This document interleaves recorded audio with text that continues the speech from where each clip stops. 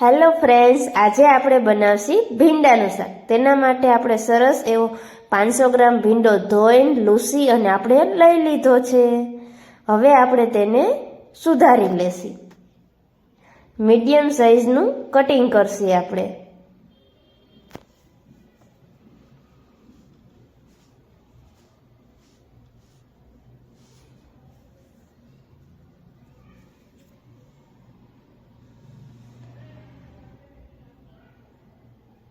તમે જોઈ શકો છો આપણો ભીંડો બધો જ સુધારાઈ ગયો છે।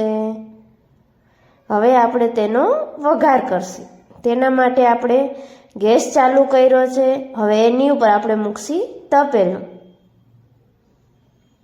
અને હવે નાખશી તેની અંદર આપણે તેલ। અને હંમેશા તેલ આમાં ભીંડાના શાકમાં જાજુ જ હોય, એટલે આપણે તેમાં નાખશી 3 પાવરા। જેમ તેલ જાચું હશે એમ ચડશે, પણ આપણે તેલમાં જ ચડાવવાનો છે એટલે ચડશે સરસ એવો અને લાગશે પણ શાક બહુ મસ્ત। એટલે આપણે 3 પાવરા તેલ લઈ લીધું છે। હવે તેને આપણે ગરમ થવા દઈશું। આપણું તેલ ગરમ થઈ ગયું છે એટલે હવે એની અંદર આપણે નાખશી રાઈ। રાઈ બધી આપણે ફૂટી જવા દેશી। રાઈ બધી ફૂટી ગઈ છે એટલે એની અંદર નાખ્યું જીરું, હિંગ અને હળદર। હવે આપણે ભીંડો જે સુધારેલો હતો તે એડ કરી દેશું બધો। અને આપણે આ ભીંડાના શાકમાં ચમચો ફેરવવાનો નથી। જ્યાં લગીને એની લાડુ બરી ના જાય ત્યાં લગીને આપણે સાંચી વડે આવી રીતના જ ઊંચા નીચો કરશી।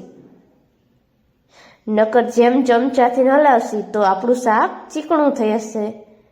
જો આપણો ભીંડો ચડવા માંડ્યો છે, ગરી ઘણો ગયો છે, લારું પણ બળવા માંડી છે। આપણે હલાવવાનું તો સાંચી વડે જ છે।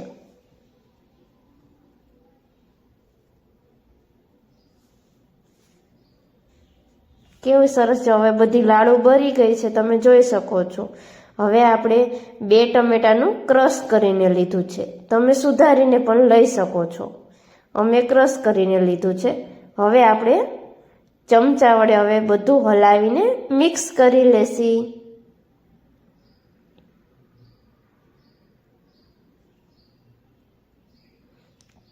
તમે જોઈ શકો છો ચમચા વડે સરસ એવું મિક્સ થઈ ગયું છે। હવે આપણે સ્વાદ અનુસાર મીઠું નાખશી।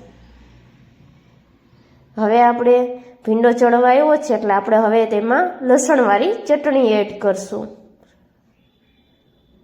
તમે જોઈ શકો છો આપણું શાક રેડી થવા આવ્યું છે। હવે ચટણીને પણ તેલમાં ચડવા દેશી। આપણું જો તેલ છૂટું પડવા માંડ્યું છે, ચટણીનો કલર પણ કેવો સરસ લાગે છે। આપણું શાક રેડી